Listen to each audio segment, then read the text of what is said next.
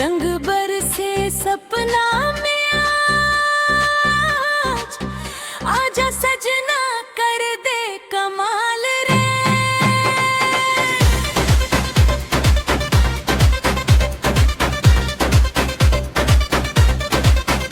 गोरी गाल में गुलाल लगा दे, धीरे धीरे कान में कुछ गा दे, भीगे चुनरिया मोर रंग के छाँव में तोर नजर मोला पागल बना दे।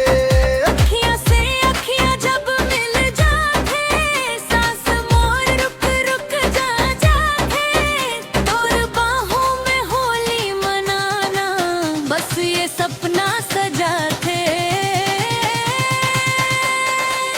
आज न रोके कोई रे, दिल के बात कहे दे, रंग में भीगे मोहब्बत सजना मोला छुए दे।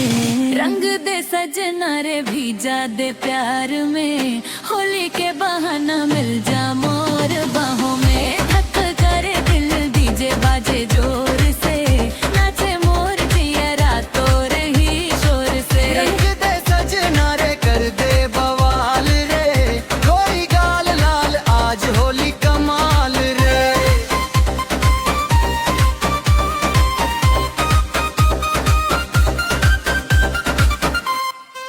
नगाड़ा बाजे ढोल भी गूंजे, तोर संग नाचो गली गली घूमे, भीगे बदन रंग के बरसात में, तोर नाम लिखे मोर हर बात में।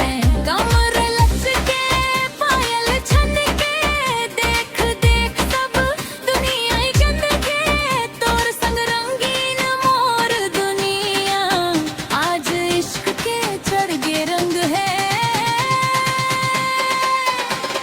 लाली लाली गाल मोर दिल ते लेगे चोरी चोरी, होली में खुल के बोल दे आज मोर बन जा तू साजन मोर। डीजे गे बीट फुल स्पीड, नाचो संग तोर दिल की भीड़, रंग बरसे ते सेकंड ग्रीड, लव के हो गए नहीं डिलीट।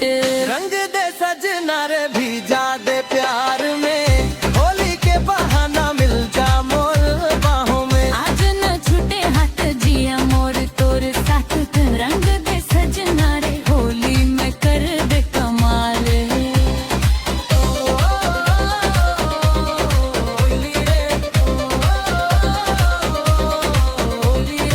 अगर चाहो तो मैं